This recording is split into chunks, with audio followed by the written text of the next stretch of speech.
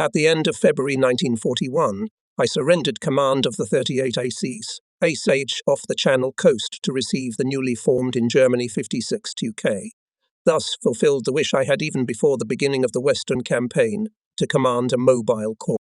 It goes without saying that I, the corps commander, was not asked whether and how to wage war against the Soviet Union. It was only much later, as I recall, in May 1941, that the corps was given a deployment plan that was limited only by the scope of the tank group to which the corps belonged. It is therefore beyond the scope of these recollections for me to speak of the conduct of operations against the Soviet Union in 1941 in the way I could do concerning the offensive in the West on the basis of my influence at that time in finalizing the operational plan. But as is now known, and apparently generally recognized, two conclusions can be drawn. The first conclusion is that Hitler had fallen into the mistake of underestimating the strength of the Soviet state system, the resources of the Soviet Union, and the fighting ability of the Red Army. He therefore proceeded on the assumption that he would be able to defeat the Soviet Union militarily in a single campaign. But in general, if this was possible, it was only if it was possible to simultaneously undermine the Soviet system from within, so that the policy that Hitler pursued in the occupied eastern regions with the help of his Reichskommissars and the SD, contrary to the aspirations of military circles, could only bring about the opposite results.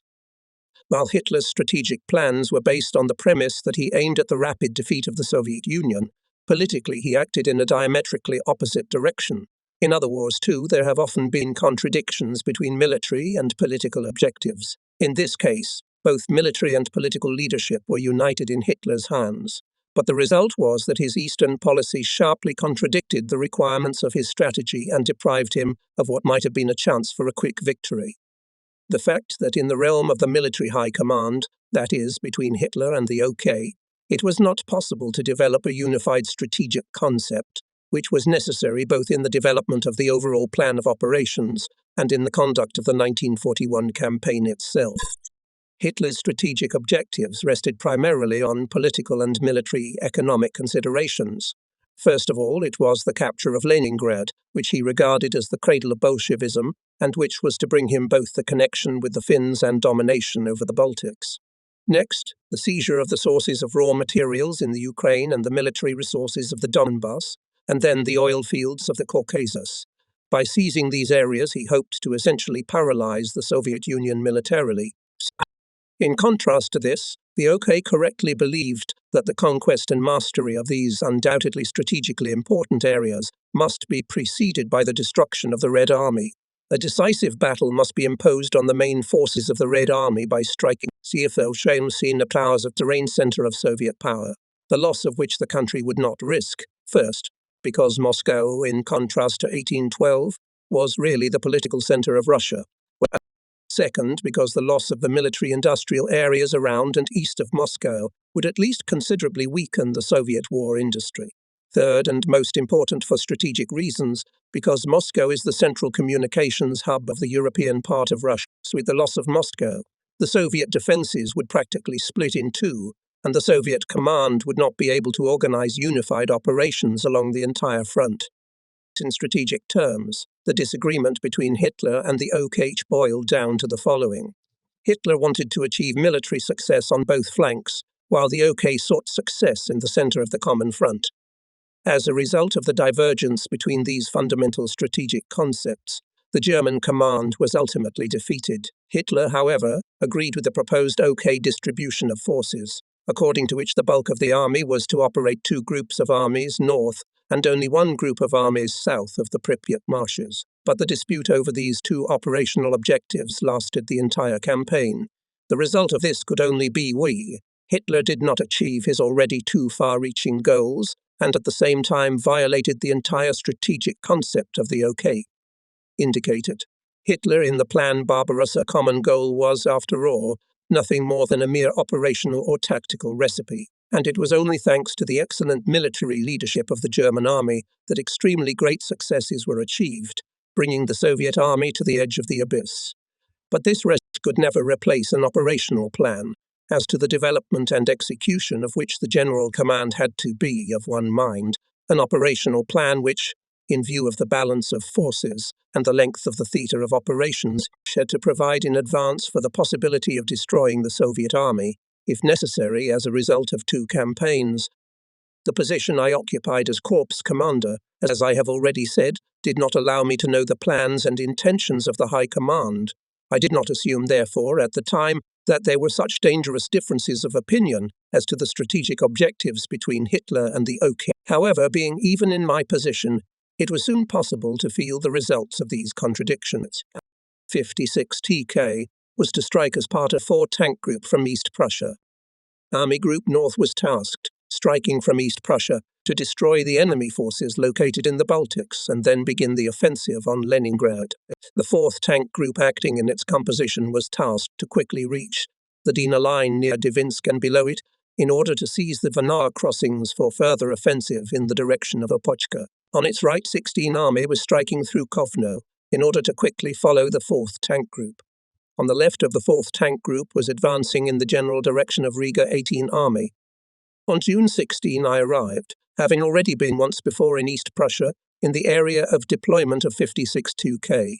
Colonel General Gepner gave the following order for the offensive of the 4th Panzer Group. 56 TK received the task to start the offensive from the forests north of Mimo, east of Tilsit to the east, and seize northeast of Kovno, a large highway leading to Divinsk. On his left, General Reinhardt's 41st TT was given the task of advancing in the direction of the Divina crossings to Jakobstadt. The SS Division Tontopov, which was part of the tank group, was to follow the 2nd echelon and then catch up with the corps, which was advancing faster than the other formations. In connection with the need to cut off all enemy troops located along the Divina River and the rapid development of operations of Army Group North, decisive importance was the mastery of undestroyed bridges across the Dina, as the wide river was a strong obstacle. In the offensive of 4 Tank Group, both tank corps had to strive to reach the Dvina as soon as possible. 56 TK hoped to win this contest. It was in a more favourable position because, as far as we knew the grouping of enemy forces, he had to meet in depth weaker enemy forces than 41 TK.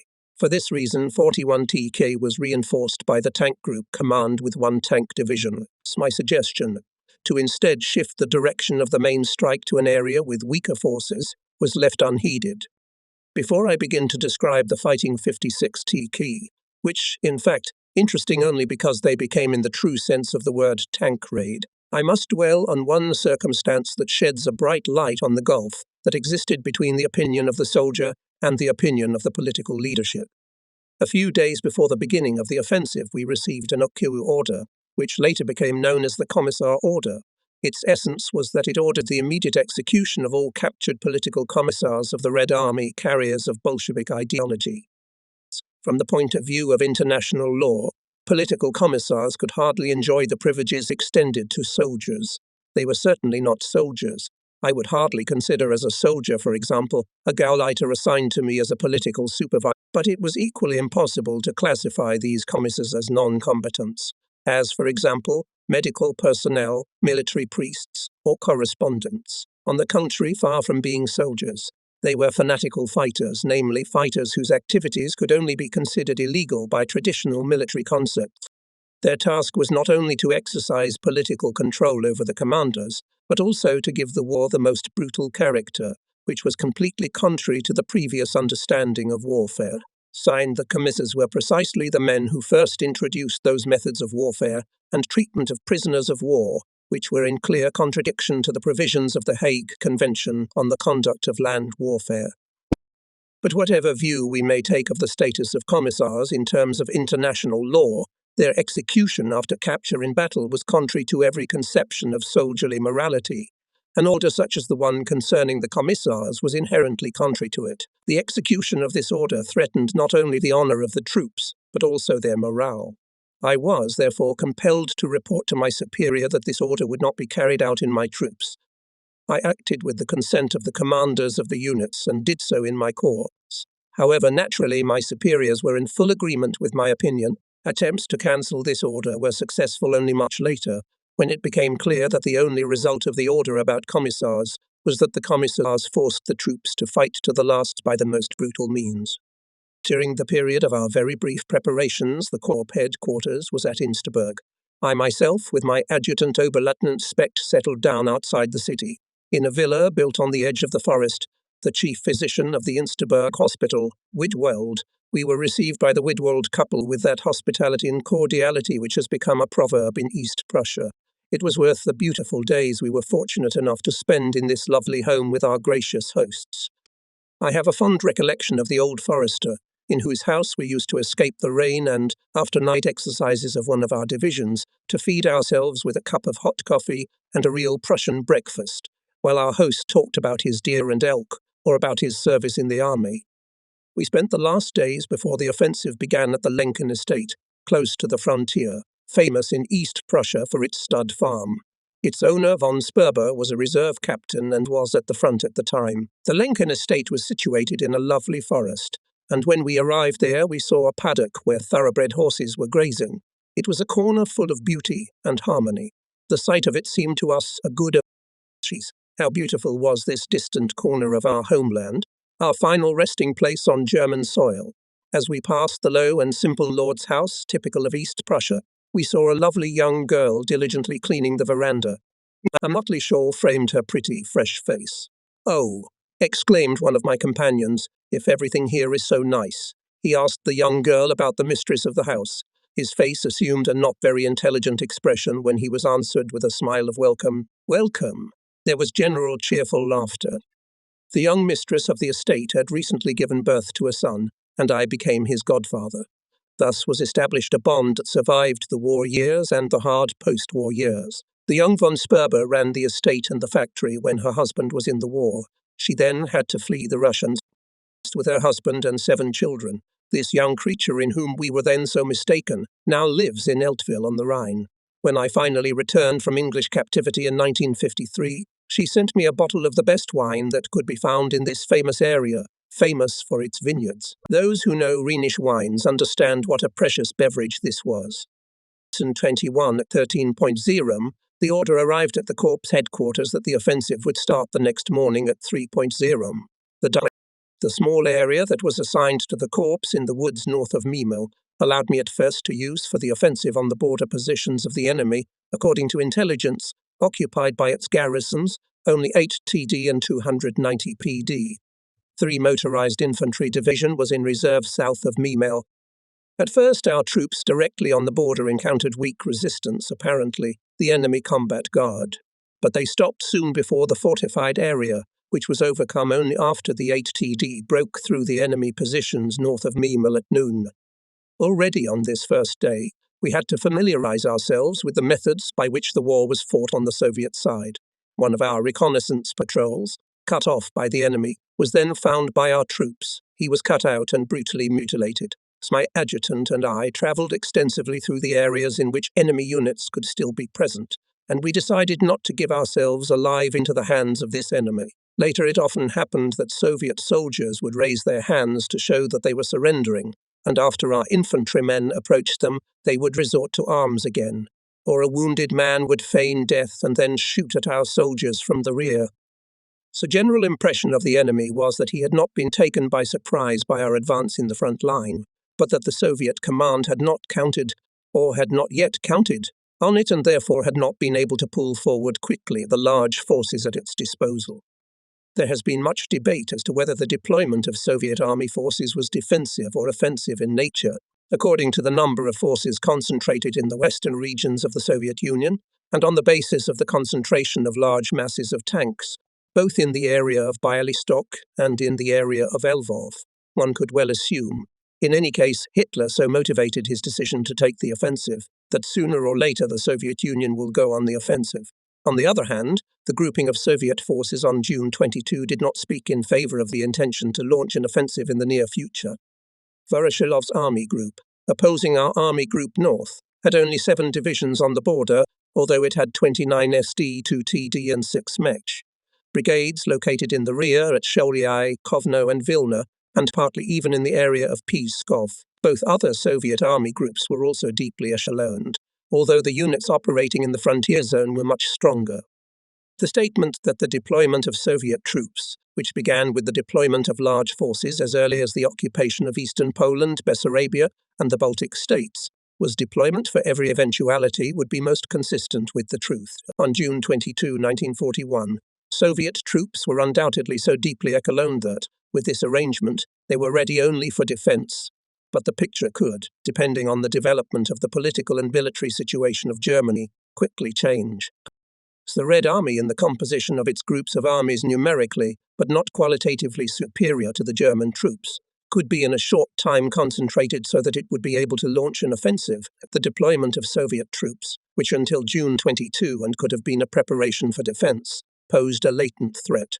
As soon as the Soviet Union had a political or military chance, it would have become an immediate threat to Germany. Of course, in the summer of 1941, Stalin would not yet be at war with Germany, but if the government of the Soviet Union, depending on the development of the situation, believed to move to political pressure on Germany, or even the threat of military intervention, then certainly the preparation of forces for defense could be turned in a short time into preparations for an offensive. It was precisely a question of deploying forces for any eventuality. But let us return to the 56th Tank Corps.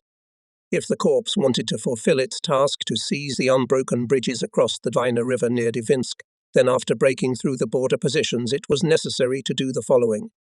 On the first day of the offensive, the Corps had to advance 80 kilometers in depth to seize the bridge over the Dubisa near Arola. I knew the Dubisa frontier from the First World War. The section was a deep river valley with steep, inaccessible slopes for tanks. In World War I, our railroad troops had built an exemplary wooden bridge across this river within a few months. If the enemy had succeeded in blowing up this large bridge at Aragola, the Corps would have been forced to halt at this line. The enemy would have gained time to organize defenses on the steep bank on the other side of the river, which would have been difficult to break through. It was clear that in such a case there was nothing to count on a sudden capture of the bridges at Divinsk. The crossing at Arola gave us an indispensable springboard for this. No matter how strenuous was the task I had set, the 8th TD, in which I was on that day most of all, fulfilled it. After breaking through the border positions, overcoming the enemy resistance deep in the rear, by the evening of June 22, its advanced detachment captured the crossing at Aragola. The 290th Division followed at a rapid pace. The 3rd PD at noon passed through Memel and was put into action for the crossing south of Arola. Second prerequisite for success at Divinsk was that the Corps would advance non-stop to Divinsk, without regard to whether its neighbours were keeping up with it. Only a completely unexpected blow for the enemy would give us the opportunity to seize the bridges there. It is clear that such an offensive was a great risk, as we had hoped, managed to find during the breakthrough weak spot in the enemy's defences. True, he kept running into enemy units that rushed against him in the fight, but his divisions managed to break enemy resistance relatively quickly, although sometimes in hard fighting. If on our left 41 TK met first a strong group of the enemy, concentrated in the area of Sholiai, and therefore was greatly delayed, and on our right the left flank of the 16th Army fought for Kovno, then 56 TKK already on June 24 took possession of the big road, leading to Divinsk in the area of Vilkermas. Having penetrated 170 km deep into the enemy territory, the Corps left far behind not only its neighbours, but also the enemy units located in the border area. Only 130 km separated us from the desired goal, from the bridges across the Could we maintain such a pace? It was obvious that the enemy would throw fresh forces at us from the reserves. At the same time, he could every moment to close, at least temporarily, the gap formed after us and cut us off from the rear. We were repeatedly warned of caution by the command of the tank group, but we did not intend because of our delay to miss the changeable luck. Our 290th PD could not, of course, withstand such a pace, but since it followed the Corps, it gave us some confidence, and it diverted already on themselves a large force that could attack us from the rear. But the Corps was advancing on the cherished goal. Divinsk with both divisions, the 8th Panzer Division, which was operating on the big highway, and the 3rd Motorized Infantry Division, which was moving slower along the bypass route south of the highway. Both divisions in hard fighting partially defeated the enemy reserves thrown into the battle. 70 enemy tanks and many enemy batteries remained on the roads. We had little time and energy left for collecting prisoners. On 26 in the morning, 8 TD approached Divinsk. At 8 a.m., being in its headquarters, I received a report that both large bridges across the Dinsk River were in our hands. The battle was for the town on the other side of the river. The large bridge, absolutely uninjured, fell into our hands. The posts that were to set fire to the fire cord were captured at the approaches to the bridge. The railroad bridge was only lightly damaged by a small explosion, but remained serviceable. The 3 motorized infantry division managed to unexpectedly force the river above the town. Our goal had been achieved. Before the offensive began, I was asked whether we thought we could reach Divinsk in how much time. I answered that if we could not do it in 4 days, it was unlikely that we would be able to capture the bridges intact. Now we have done it in 4 days and 5 hours, counting from the moment of the beginning of the offensive. We've overcome the resistance of the enemy, having made 300 km a continuous raid. A success hardly possible if all the commanders and soldiers had not been gripped by one goal, Divinsk, and if we had not been willing to take great risks to achieve that goal. We now had a feeling of great satisfaction as we passed over the great bridges into the city, most of which the enemy had unfortunately committed to the fire. Our success had not, moreover, been achieved at the cost of great sacrifice. Of course, the position of the corps, standing alone on the north bank of the Dvina, could not be considered safe. 41 TK and the right flank of the 16th Army were 100 to 150 km behind. Between them and us were many Soviet corps retreating to the We had to reckon not only with the fact that the enemy would try at all costs to throw on us, on the northern bank of the Dvina, suitable new forces. We also had to provide cover for the southern bank of the Dvina, where the enemy units were retreating. The danger of our position became clear, especially when the rear department of the Corps headquarters was attacked from the rear not far from the Corps CP. But this question of our temporary lonely position, in which of course we could not stay very long, was less preoccupying to our headquarters than the question of how events would develop further. Would the immediate objective be Leningrad or Moscow? The commander of the tank group, who came to us on June 27 on the Storch, could not answer us to this question. One might have assumed that the commander must know the further operational objectives, but this was not the case. Instead, we were given water in the wine by the order to hold the crossings in the area of the bridgehead at Divinsk, which we were to expand. We had to wait for the approach of the 41st TK, which was to cross at Jakobstadt, as well as the left flank of the 16th Army.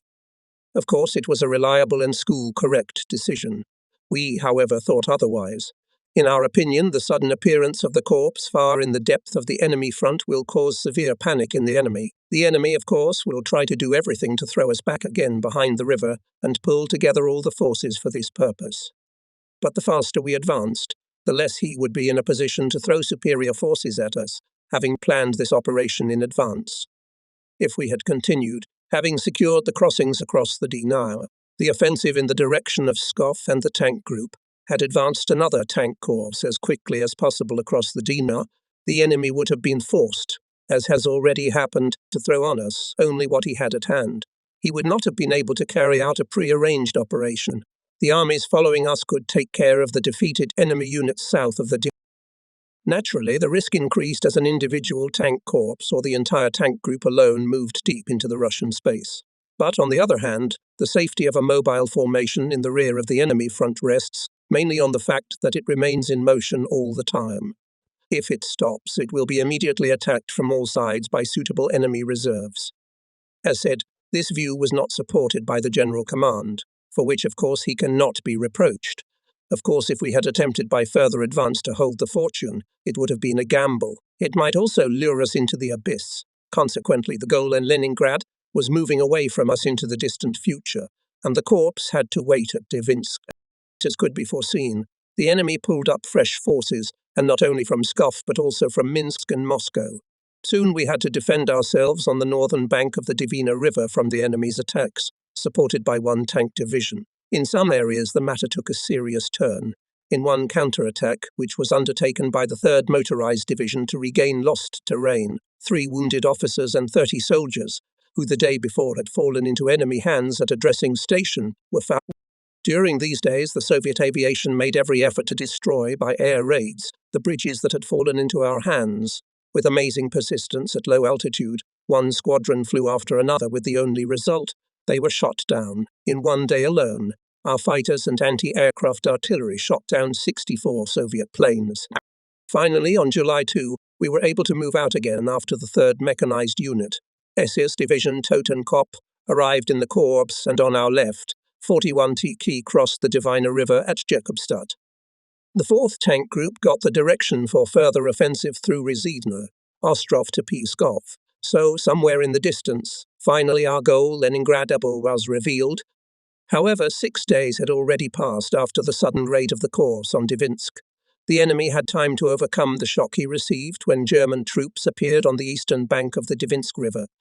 Such a raid, which made 56 TK to Divinsk, inevitably brings confusion and panic in the rear of the enemy, disrupts the management of enemy troops, and makes it almost impossible to conduct operations in a planned manner. As a result of its actions on the Divinsk River, the 4th Tank Group lost these advantages, although there may have been good reasons for this. Whether it would be possible to once again to the same extent to preempt the enemy was at least doubtful.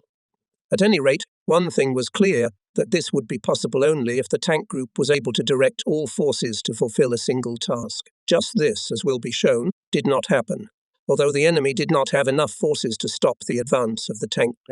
First, the tank group advanced with all forces from the line Divinsk, Jakobstadt in the direction to Pskov, 56 TK, on the big road Divinsk, Rezidne, Ostrov penned east of this road on the left flank, 41 TK. The enemy resistance was stronger and more systematic than in the first days of the war.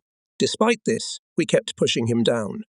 In these battles I remembered one small episode, which was perceived by my subordinates not without a touch of gloating. Who commanded a tank corps in such battles, he knows that no matter how amazing was the rapid advance of German troops forward, for the continuous pursuit of the enemy troops, however, always need the presence of senior commanders in the frontline units and spurred by them. So I arrived one day at the headquarters of one battle group of 8 TD, whose advance had been halted by enemy artillery fire. At first I thought, judging from the nature of the fire, that it was disturbing enemy fire on this big road, which should not stop our advance. I had scarcely had time to express this opinion before the enemy's artillery brought down upon us a hurricane fire, which compelled us to take quick cover in crevices. My faithful driver Nigel, who was anxious to get the car quickly out of the area of fire, was wounded, but fortunately only lightly. While we, sitting in our crevices, waited out the shelling, the gentlemen from this headquarters could not conceal their gloating over the fact that the corps commander was so well schooled in facts. Then we all laughed heartily and then went on our way. The tank group was approaching the Stalin Line, the Soviet border fortifications that stretched, varying in character, along the former Soviet border from the southern tip of Lake Peipsy west of Pskov to the former small Russian border fortress of Sebej. The tank group command had assigned 41 TKA, major road to Ostrov for the offensive, while 56 TK turned sharply eastward to Sebej, Opochka. The command thought that the corps after the breakthrough of the Stalin's Nokta will be able to bypass from the east a strong grouping of enemy tanks, assumed in the area of Pskov. A great idea, if the enemy grouping was really there, and it could be hoped that 56 TKK quickly conduct a bypass maneuver. In our opinion, the first assumption did not correspond to reality, and the second idea was not feasible, because the corps in the direction indicated to him had to overcome a wide swampy terrain ahead of the Stalin Line. Our proposals to continue the offensive by both corps on Ostrov remained fruitless. Unfortunately, our fears about the swampy terrain justified. 8 TD found, however, a road leading through the swamps. But it was clogged with vehicles of the Soviet motorized division, which remained here. It took days to clear the road and rebuild the destroyed bridges. When finally the Panzer Division was able to emerge from the swamps, it encountered strong resistance, which was broken only after relatively stubborn fighting. The 3 motorized division found only a narrow road in its lane, over which it and its vehicles could not pass. It had to move back and was inserted into the 41st TK, which was operating in the direction of Ostrov. More bearable terrain conditions, but also a strong fortified line met the SS Division Totenkopf advancing on Sebej. But here the weakness inherent inevitably in troops whose command staff lacks thorough training and experience was reflected. As for discipline and soldiers' endurance, the division made an undoubtedly good impression. I even had occasion to note its particularly good discipline on the march, an essential prerequisite for the clear movement of motorized formations. The division also always attacked with great courage and showed persistence in defence. Later on, more than once this division was with my troops, and I believe it was the best of all the SS divisions I had to have. Its former commander was a brave soldier, but he was soon wounded and later killed. But all these qualities could not compensate for the lacking military training of the command staff. The division had colossal losses, for it and its commanders had to learn in battle what the regiments of the land army had long since learned. These losses, as well as insufficient experience, led in turn to the fact that it missed favourable opportunities and inevitably had to fight new battles. For nothing is more difficult than to learn how to take advantage of the moment when the weakening of the enemy's resistance strength gives the advancing force the best chance of decisive success. During the fighting, I had to assist the division all the time, but I could not prevent its greatly increasing losses. After 10 days of fighting, 3 regiments of the division had to be reduced to 2. No matter how bravely the SS divisions always fought, no matter how excellent their successes, there is still no doubt that the creation of these special military formations was an unforgivable mistake. Excellent recruits, who could have been non-commissioned officers in the army, in the SS troops were so quickly out of service that this could not be reconciled. The blood they spilled was in no way repaid by the successes they achieved. It is clear that the troops cannot be blamed for this. The blame for these unnecessary losses lies with those who formed these special formations for political reasons over the objections of all the authoritative authorities of the land army. In no case, however, should it be forgotten that the soldiers of the SS troops at the front were good comrades and showed themselves to be brave and steadfast fighters. Undoubtedly, a large part of the SS troops would have welcomed their withdrawal from Himmler's command and incorporation into the land army. Before returning after this digression to the Fighting 56 Tukey, I will say a few more words that will give the reader a visual idea of how in the last war organized the management of mobile units. At the Battle of Zespriva-Gravelot, in the War of 1870-1871, my grandfather, being the commander of the corps, was with his headquarters under fire on one high ground, from which he could see the whole field and could personally direct the battle of the corps. He could still drive up to the troops preparing for the assault and reportedly sternly told off a battery that had taken firing positions not close enough to the enemy position. All these pictures are, of course, irretrievably in the past. In World War I, increasingly distant enemy artillery fire forced higher headquarters to move deeper into the rear. The size of the strips precluded direct observation and control on the battlefield. Well-functioning telephone communications became crucial. The picture painted by Schlieffen, who saw the future commander sitting at the telephone and giving orders at a desk inspiring the troops, became a reality. However, the Second World War required new methods of management, especially mobile formations. Here, the situation is changing so quickly changing opportunities to take advantage of favourable moments, that in view of this, the commander of the compound cannot be far in the rear at the CP. If you sit at the CP and wait for reports, then in this case too late decisions will be made. Many chances will remain unused. It is often necessary, especially after success in battle, to overcome the quite natural phenomena of fatigue in the troops and spur them on. But this is not yet done. With the great demands that the newly revived maneuver warfare on the stamina of soldiers and commanders, it is even more important for the senior commander as often as possible to appear in front of the troop. The soldier should not have the feeling that rear commanders are making up some orders without knowing the actual situation on the battlefield. He has a certain sense of satisfaction when he sees that the corps commander sometimes gets into trouble or witnesses the success achieved. If daily to be in the troops, recognize their needs, listen to their concerns and help them. The commander of the compound is not only a person who by duty has to constantly demand, but he is also a helper and a comrade. Moreover, he himself draws new strengths from these visits to the troops. How often has it happened that I, when visiting any division headquarters, have listened to concerns about the weakening of the striking power of the units or about the often unavoidable overstretching of forces? Certainly these fears, the farther one went, the more pressure was put on the commanders as well, since they were responsible for their battalions and regiments. When I then travelled to the fighting units on the front line, I was often happy to find that they often assessed the situation more confidently, and the mood, perhaps due to the victory won at that time, was more cheerful than I had expected. When you smoke a cigarette with a tank crew, or tell the company about the general situation, Then after that you always see how the indomitable desire of the German soldiers to go forward and willingness to give everything to the last drop of blood. Such meetings for the commanders of the formations are often the most beautiful moments they can experience. Unfortunately, they are all the less the higher the commander. The commander of an army or a group of armies cannot be in the troops as often as a corps commander can still do. But also the corps commander cannot travel all the time. A commander who is constantly on the ground and who is never caught practically loses the leadership in his headquarters.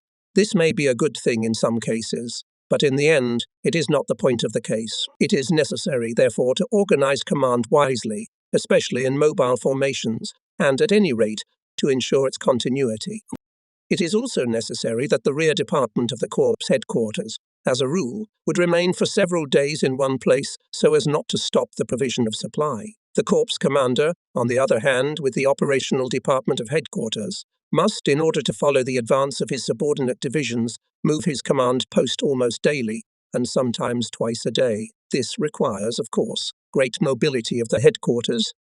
This can only be achieved by reducing the composition of its combat headquarters, which, however, is often only useful for management, and the refusal of all conveniences. The spirit of bureaucratism, which unfortunately penetrates into the army, then, of course, has to be tight. We did not delay ourselves long in finding cantonments. In France, there were large and small castles at every turn. In the east, the little wooden houses had nothing tempting to offer, especially as there were always domestic animals present. Therefore, the combat staff lived almost always in tents and in 2 staff buses, which, along with a few passenger cars, radio and telephone exchange, also served at the same time as transportation for the technical staff of the headquarters. I shared my small tent with my adjutant, and I think I only slept in bed 3 times during this entire tank raid, or else all the time in the tent in my sleeping bag. Only one of our staff officers always had an irresistible aversion to the tent. He preferred to sleep in his car. His long legs would hang over the door, and after rainy nights he couldn't get his wet boots off. We always set up our little tent camp in a forest or bush near the main road, if possible near a lake or river, in order to bathe in the water after returning from our trips, all muddy and dusty, and at morning rise. Why, my chief of battle staff, because of his work, and also because of the necessity of maintaining telephone communication, had to stay at our CP. I travelled all day until late at night. Most of the time I would leave early in the morning after receiving the morning reports and giving the necessary orders to visit divisions or forward units. At noon I would return to the CP, and after a short rest I would again go to a division. Often just in the evening hours success was decided, and it was necessary to spur the troop, tired and dusty, looking like Negroes. We returned to our tent camp, which by this time had already been set up in a new place. It was especially pleasant when, instead of the usual dinner, which usually consisted of bread, smoked sausage, and margarine, thanks to the care of Major Niemann, we received a fried chicken, or even a bottle of wine, which he gave us from his small store. It is true that chickens and ducks were rare, for although we were always ahead, there were many other amateurs. When the early autumn rains began to fall, and it became quite cold in the tents, the bathhouse, which in primitive form could be found in every yard, gave us a pleasant and refreshing warmth. Of course, I was only able to move about constantly and yet continue to manage the troops, because I constantly took my car radio with me under the command of our excellent liaison officer, later Major Kohler of the General Staff. He skillfully established radio communication with the divisions, as well as with the CPS, with amazing speed, and maintained it while travelling. Therefore, I was always aware of the situation in the entire section of the corps, and those orders that I gave on the spot got immediately to the task force headquarters. He himself also timely received information. By the way, Kohler, during my captivity, turned out to be a faithful friend and assistant to my wife. My constant companion in these trips, along with 2 faithful drivers, Nagel and Schumann, and 2 liaison motorcyclists, was my adjutant Oberleutnant Spiegel. We called him Pipo for his small, slim figure, freshness, and carefree nature. He was the type of young cavalry officer one usually imagines him to be. Cheerful, youthful, with a touch of levity in regard to danger, shrewd and resourceful, always cheerful and somewhat insolent, the qualities by which he won my heart. He was well built as a cavalryman, and barely a lieutenant, had won several big races shortly before the war. He was always ready for any kind of ride, but most of all he loved participating in patrols with his corps commander. As long as we, being in a tank corps, could be on the battlefield every day, Pipo was happy with me and his fate. But when I later as an army commander could no longer be at the front so often, he began to be tormented by his situation and insistently asked to go to the unit, a desire quite understandable for a young officer. I often fulfilled his desire, and in the Crimea he twice very skillfully and bravely commanded a squadron of 1 reconnaissance battalion. When, before Leningrad, I sent him again to the same division, he crashed with the Storch, a loss which caused me great pain. Back to the 56th Corps. Life intense and a car was hard, and we were often brutally tired. At such times we were encouraged by the little funny episodes we had to endure. Once we were moving agonizingly slowly, as part of a column of 3 motorized division on a narrow road that gave no opportunity for overtaking. We were moving in a continuous cloud of dust. In front of the radiator we could see only the shadow of the car moving ahead or the rear light, which was providentially lit on it. At a crossroads near one village, a traffic jam was created. A cloud of dust had fallen and was slowly dissipating. We looked ahead and our faces stretched with surprise. For a few seconds we sat motionless. We saw 2 Soviet armored vehicles ahead of us. They had been riding in our column for a long time, unsuspect. Luckily for us, their crew, who noticed where they were as stunned as we were. Had they been smart, they might have opened fire on us with all their weapons. However, they took off to the left with their engines howling and turned down a side road.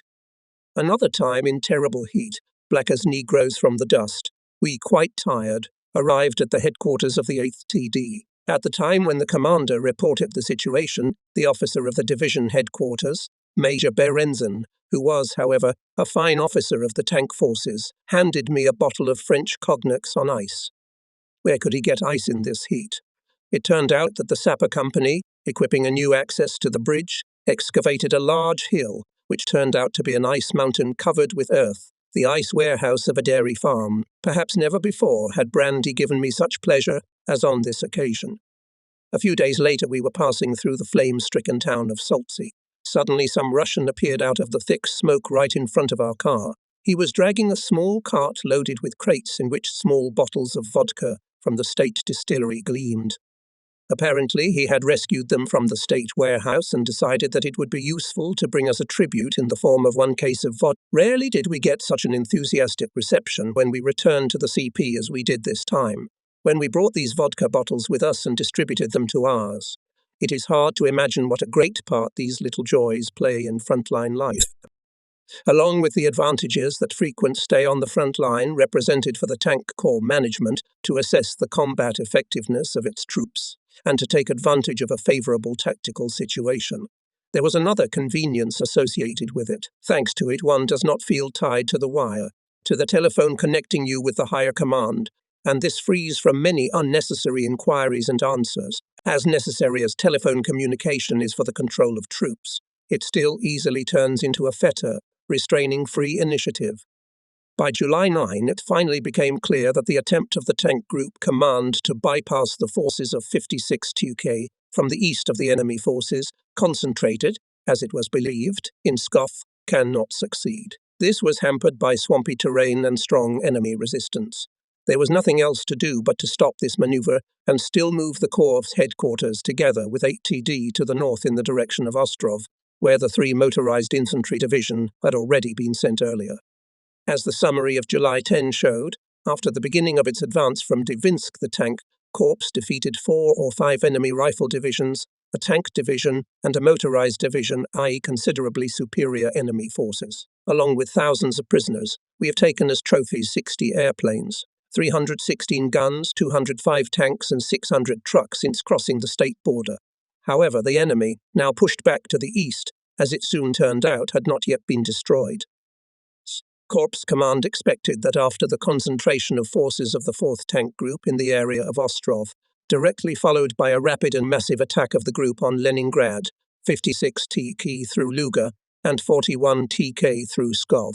At least, in our opinion, in this way would be best to ensure the capture of Leningrad in the shortest possible time, and the encirclement of the enemy forces withdrawing under the onslaught of the 18th Army through Livonia to Estonia. The 16th Army, following behind the 4th Tank Group, should have provided an open eastern flank in this operation. But the Tank Group Command, apparently following the instructions of the General Command, made a different decision. 41 TK was ordered to move in the direction of Leningrad on the highway through Luga. 56 T could, again striking in the eastern direction, advance through Porkov-Novgorod to cut the Moscow-Leningrad railroad line near Chudovo as soon as possible. No matter how important this task was, such a grouping of forces meant a new large gap between the two tank corps. This was the danger that both groups would not have the necessary striking power. This danger was aggravated by the fact that the heavily marshy and largely forested terrain that separated us from Leningrad was not very favorable for the actions of Tank Corps. It was especially regrettable that SS Division Totenkopf was withdrawn from the subordination of the 56th TK, replaced in the area of Sebej, the Obshak, by the 290th Panzer Division. This division was in reserve of the tank group south of Ostrov. As in the beginning of the offensive from the German border, the tank group again struck the main blow with its left flank, 41 2K. 56 TT had to begin its deep bypass maneuver at Chudovo with only 2 divisions, 1 tank, and 1 motorized division. It was deprived of the opportunity to cover, as was necessary, its open southern flank by placing the SS Division Totenkopf on it, as a ledge to the right. This was all the more dangerous because the enemy forces with which the corps had been fighting up to that time, though battered, were by no means destroyed. Be that as it may, the Corps Command continued to believe that the safety of the Corps should still be assured by the rapidity of its maneuver. The 3rd Motor Division, which had first come to our disposal in the Ostrov area, took Porchov in a fierce battle on July 10 and was sent further north on a side road. The 8th TD was to advance through Soltsy in order to capture, as soon as possible, the important for further advance crossing of the Mishaga River at its confluence with Lake Ilmen. In the following days we advanced with prolonged and mostly heavy fighting. The enemy on our open southern flank had not yet made itself known. Only on July 14 the Corps CP on the northern bank of the Schellen was attacked by the enemy, apparently by his reconnaissance detachment. 8 TD, which took Soltsy in battles with the enemy, who had strong artillery and heavy tanks. On the same day on my order came to the boundary of the Mishaga River. The bridge turned out to be destroyed. Meanwhile, the command of the tank group moved the direction of the main blow from the highway leading through Luga, further to the west. It threw 41 TK in the composition of 3 tank and Mech divisions from Pskov to the north to cut off the way of retreat of the enemy, retreating in front of the 18th Army through Nava north of Lake Pipsy. On the Luga highway from the Corps remained only 1 269 PD. As a consequence, 56 TK in its deep bypass maneuver to Chudovo suddenly found itself even more isolated than before. Therefore, the Corps Command reported to the commander of the tank group that in this situation, to fulfill the task of capturing the town of Chudovo, it was necessary to immediately send the SS Division Totenkopf after the Corps, as well as to pull up the first ache of the 16th Army, which followed at a relatively close distance. Before anything was done on this report, 56 TK was in a quandary. On July 15, at the CP of the Corps Commander, located on the Schellen west of Soltsy, received disappointing reports. The enemy, with large forces from the north, struck the flank of the 8 TD that came to the river Mishaga, and at the same time from the south crossed the river Schellen. Soltsy, in the hands of the enemy. Thus the main forces of the 8th TD, which were between Soltsy and Mishaga, were cut off from the rear of the division, where the Corps headquarters was located. In addition, the enemy cut us off and from the south cut our communications with large forces. At the same time, the 3rd MD, which was moving further north, was attacked from the north and northeast by superior enemy forces near Mail. It was clear that the enemy's objective was to encircle the isolated 56 2K. Since the SS Totenkopf division did not follow the ledge on our right flank, he managed to force the Schellen by the forces on our southern flank. At the same time, the withdrawal of 41 TK from the Lushkoy highway released their significant enemy forces, which attacked our northern flank. It could not be said that the position of the Corps at this point was very enviable. We had to wonder whether we were taking too great a risk. Had we, under the influence of our previous successes, underestimated the enemy on our southern flank? But what was left to us, if we wanted to ensure ourselves at least some chance of accomplishing the task at hand, in the current situation, There was nothing else to do but to withdraw 8TD through Saltsea to get away from the threatening pincers. 3MD also had to temporarily break away from the enemy so that the corps could again have freedom of action. The next few days were critical, and the enemy tried with all his might to maintain the encirclement ring. For this purpose, he introduced into the battle, in addition to rifle divisions, 2 tank divisions, large forces of artillery and aviation. Despite this, 8TD managed to break through Saltsea to the west and reconnect their forces. Still, for some time its supply was provided by air. The 3 motorized division managed to break away from the enemy, only having repulsed 17 attacks. In the meantime, it was also possible to free our communications from the enemy after the group command had again transferred the SS Division Tonkopf to the subordination of the corps. On July 18, the crisis could be considered overcome. The corps front, which had been directed to the east and northeast and passed approximately at the boundary of the town of Dno, was again restored. The 8MD was replaced by an SS division and given a short rest. On the southern flank, which had previously been open, the danger was eliminated by the approach of 1AC of the 16th Army advancing on Dno. A consolation for us was a report captured by us in a communications plane from Soviet Marshal Voroshilov, who commanded the front opposing us. From the report, it followed that significant forces of the Soviet troops had been defeated, with special mention of the battles for Saltsea. During the days of encirclement, we, of course, had communication with the rear at best by radio or airplanes. As soon as normal communication was restored, we were again flooded with paper. A telegraphic request of threatening content from the General Command deserves mention. The fact is that the Moscow radio reported somewhat prematurely about our encirclement, and at the same time noted that the Soviet troops seized from us important secret statutes. It was about a top-secret manual on chemical mortars. This new weapon, from which we also fired shells with flammable liquid, apparently caused the Soviets much trouble. The Soviet army that stood against us had once already openly broadcast on the radio that if we did not stop playing with incendiary shells, gases would be used. It was quite understandable that the Moscow radio gladly trumpeted to the whole world the capture of this secret instruction. Now the General Command demanded that we explain how it was possible that a top-secret document had fallen into enemy hands. The enemy seized the manual, of course, not from the forward units, but in the stockade when he occupied our communications. This can always happen to a tank corps far ahead of the front of its troops. In response to the request, we outlined the circumstances of the case with the addition that from now on, to avoid censure, we will not allow ourselves to walk around 100 kilometers ahead of the front of their troops. Already on July 19, the command of the tank group informed us that it intended to send 56 TK through Luga to Leningrad. The 269th PD, located at Luga Highway, was already subordinated to us.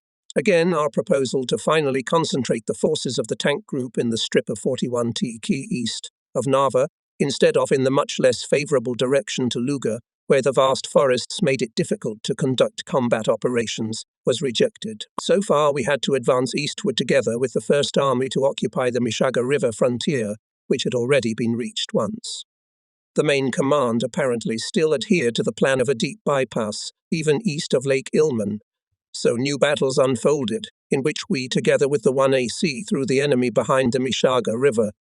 On July 26, General Paulus, the Oberquartiermeister of the Oak, came. I explained to him the course of the battles over the past time and pointed out the heavy losses of the tank corps on terrain not adapted for the actions of tank troops, as well as the shortcomings associated with the dispersal of forces of the tank group. Losses of 3 divisions of the corps had already reached 600 men. Both men and equipment bore the heaviest load.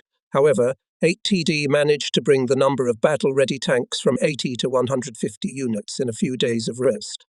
I told Paulus that, in my opinion, it would be most appropriate to release the entire tank group from this area, where rapid advancement is almost impossible, and use it on the Moscow direction.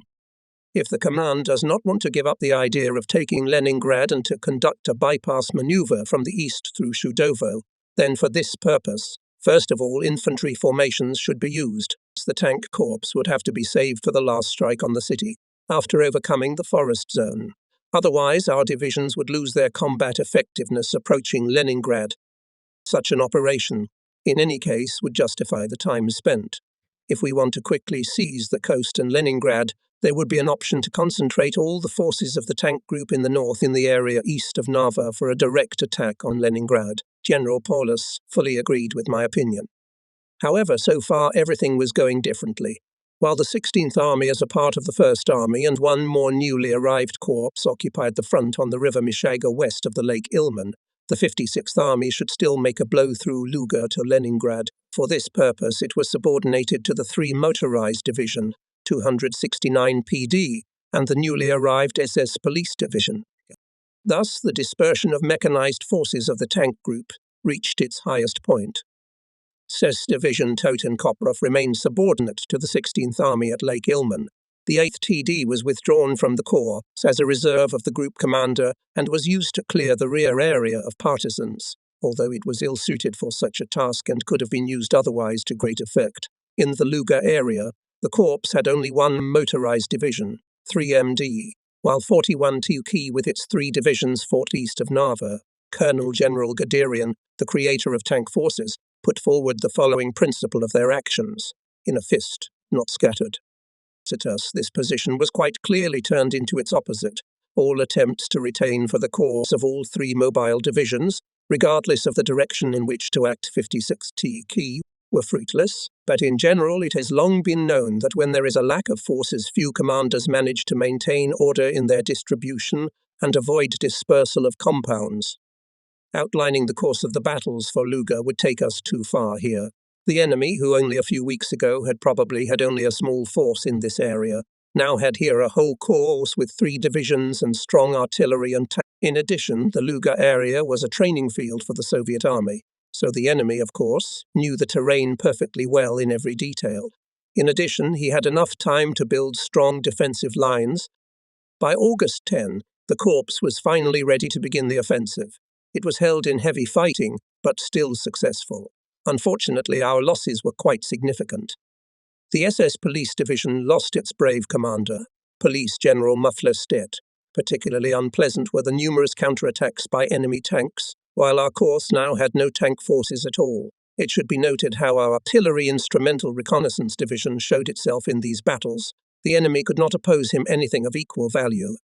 Thanks to its target reconnaissance and fire correction, we were able to suppress a significant part of the enemy's strong artillery, or at least force it to withdraw to positions more distant from the front line. However, against the enemy's heavy mortars, which began to be used in large numbers, and the air division could not do anything. Still, in the course of these battles, the corps headquarters received an order containing a new task. Finally, the corps was to join with the 41st TK in the north to strike Leningrad. However, this time it applied only to the corps headquarters and the 3rd MD, while the 8th MD and the SS Division Totenkopf were to continue their actions in the same direction. On August 15, we handed over the area near Luga to the commander of the 50 AC, General Lindemann, an old acquaintance from World War I, and headed north. The road to our new CP on Lake Samro, 40 km southeast of Narva, was so bad that it took us 8 hours to make the 200-kilometer journey. As soon as we arrived at Lake Samro in the late afternoon, we were summoned by phone by the tank group headquarters. We received an order to immediately suspend the movement of the 3MD, which was following us, and to urgently return to the south the next morning and report about our arrival in DNO to the commander of the 16th Army. Our corps, consisting of 3MD and SS Division Totenkopf, which was removed from the Ilmensky area, was transferred to the subordination of the 16th Army.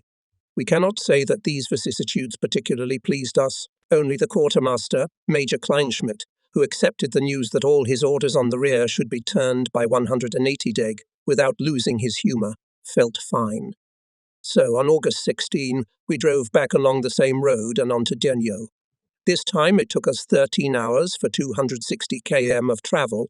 Fortunately, 3MD did not have time to go far north and was able to turn south in time. What our soldiers were experiencing during these rushes, I would not like to ask them about it.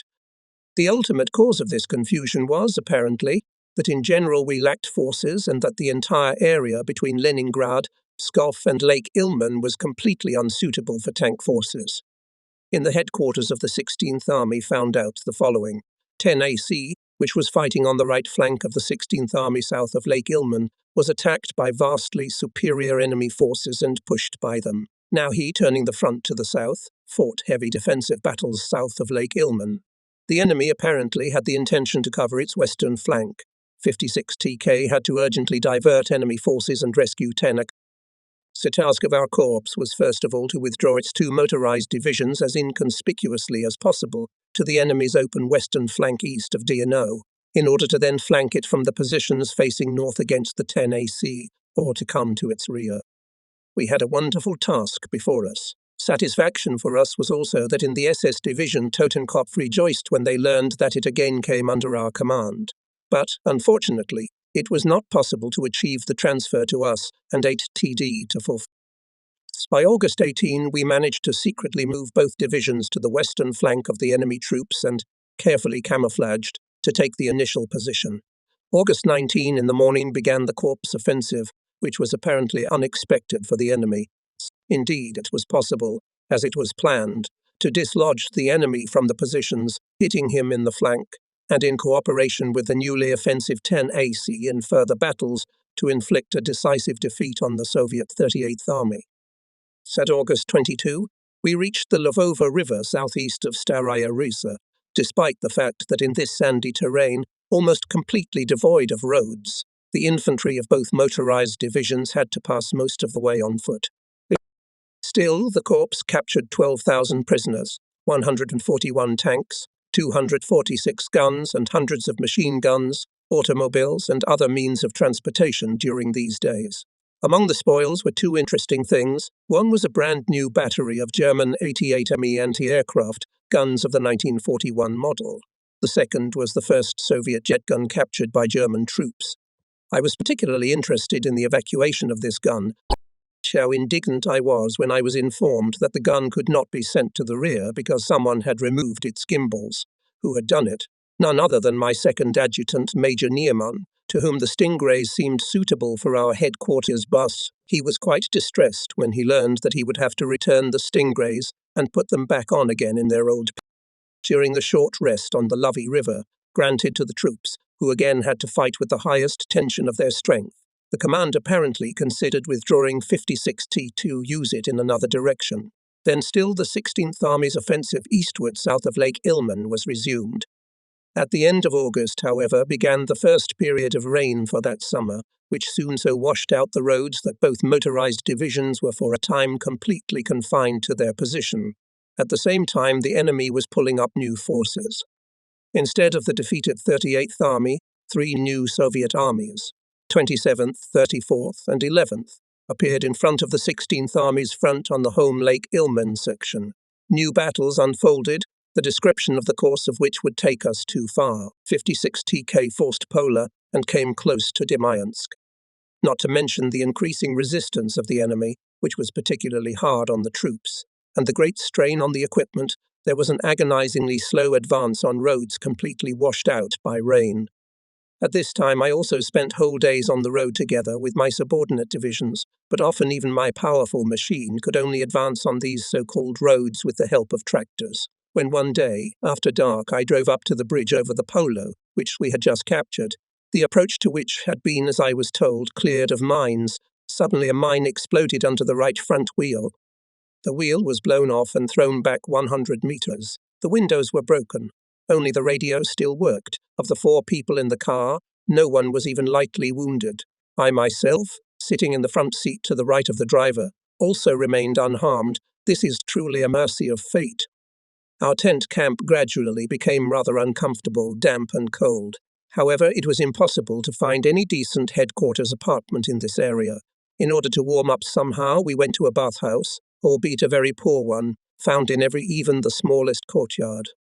In those weeks, and we eventually felt the differences between the plans of Hitler and the OK, the commander of the 16th Army, Colonel General Bush, told me that he intended to conduct an offensive eastward in the direction of the Valdai uplands, to ensure that he could further advance in the direction of Kalinin. The command of Army Group North, apparently, held a different opinion, because they feared in this case for the open eastern flank of the army. While from the band of Army Group Center, at the beginning of September in our operations took part in 57 TK, which was advancing from the south, we received an order on September 12 according to which we were to transfer as soon as possible from 3MD to the south, in the subordination of the 9th Army, which was part of Army Group Center. Even I, as a corps commander, could not understand anything in these eternal changes, but I had the impression that all this was ultimately the result of disputes between Hitler and the OKK about what should be the goal of the campaign, Moscow or Leningrad. Be that as it may, the 16th Army's actions during the 3 weeks when 56TT took part were still successful. On September 16, the OKK reported that significant forces of the 11th, 27th, and 34th Soviet armies had been defeated. It was announced that 9 enemy divisions had been destroyed and another 9 had been defeated. Yet there was no sense of real satisfaction with these successes. It was not clear what operational goal we were pursuing, what was the meaning of all these battles. In any case, the days of rushing forward as during our raid on Divinsk were, but also the time of my command of 56TK was coming to an end. On September 12 in the evening, I was sitting with the officers of the headquarters in my tent. It was pouring rain. Since it was getting dark early, we decided to kill time until the evening bulletins arrived by Plain Bridge. Suddenly the telephone rang beside me. It was the Army commander, my friend Bush, calling me. Such a late-night phone call doesn't usually promise anything good, but Bush read me the following okatogram. Immediately send Infantry General von Manstein to the disposal of Army Group South to take command of the 11th Army. Every soldier will understand what joy and pride caused me the appointment as commander of the army. For me, it was the crowning of my military career. Early the next morning, I said goodbye, unfortunately only by telephone, to my subordinate divisions and then to my headquarters. I recalled with gratitude all that the Corps and its headquarters had done during the past months of the campaign. During these months, the Corps and divisions had indeed been tightly knit together. Although I gladly accepted the more responsible task assigned to me, I still realized that the most enjoyable, most satisfying period of my life as a soldier had passed.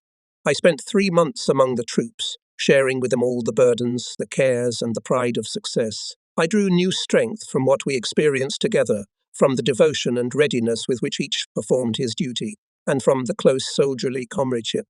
In the future, my position will not allow me to associate myself with the life of the troops to the same extent. Hardly I will have to, I thought, again experience something like the rapid raid 56TK. In the first days of the war, the fulfillment of all the wishes of the commander of the tank unit. It was not easy for me to say goodbye to the corps and to my headquarters. It was hard to part with my proven chief of staff, Colonel Baron von Elverfeld, a noble-minded, balanced and always reliable advisor. Difficult was the minute of farewell, and with temperamental, intelligent chief of operations, Major Detolfsen, chief of intelligence Guido von Kessel, and tireless quartermaster, Major Kleinschmidt.